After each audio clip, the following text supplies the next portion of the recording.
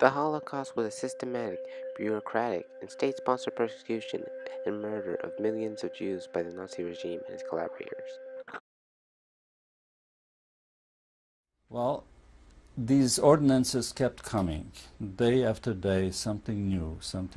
And of course, I don't remember all of them because of my age, but certain things are still in my mind clear.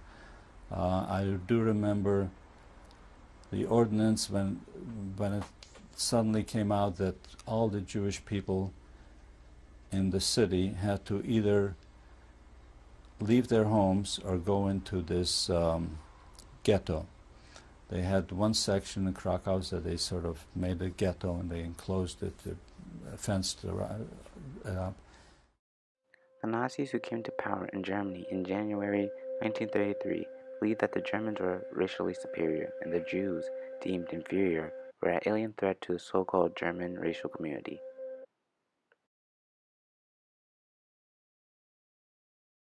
אני למדתי בבית ספר עממי של הגויים, והייתי יהודי יחידי בבית הספר הזה, ולמדתי כל בוקר את תורת הגזע, שכל בוקר לימדו אותנו את תורת הגזע, לפי פרחים, לא משנה כרגע בדיוק השיטה, ולמרות שביקשתי לצאת מהשיעור הזה, אז לא נתנו לי, אלא קיבלתי 10 מכות על הישבן. That is when, in 1945, the Jewish population of Europe that was just over 9 million was nearly wiped out as the Germans and their supporters killed nearly every European Jew as part of the final solution.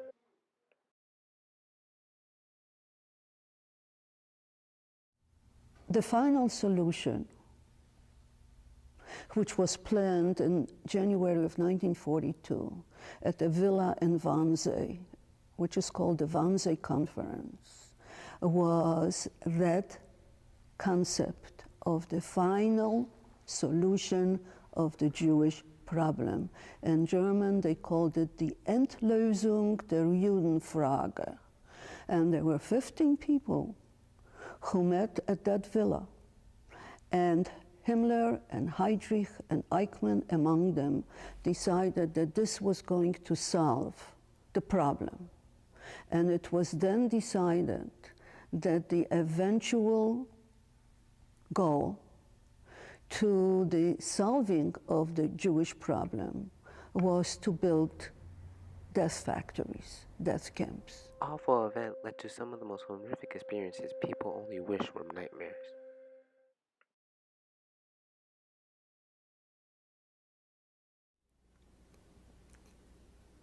We're undressed and given gray dresses, no underwear, just a gray dress and wooden shoes.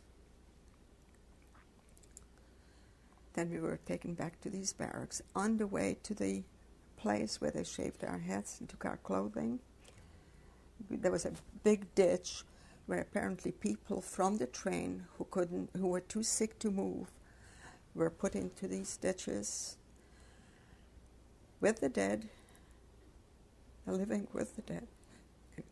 Just left there.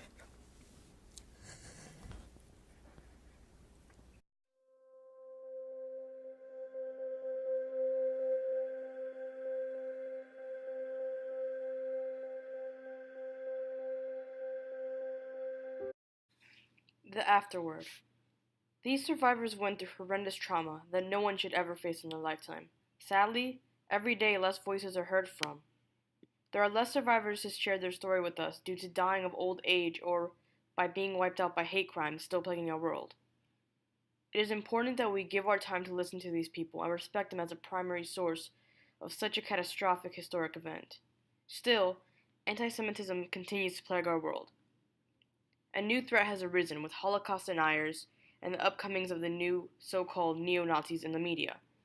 As long as there are those who deny the Holocaust, there will be those who stand for the truth. All hope isn't lost. There are many ways you can help, such as finding out more about the Holocaust, sharing the truth when someone says that the Holocaust did not happen, reaching out to a survivor in your community, and stand up and speak out when you hear an inappropriate hateful remark.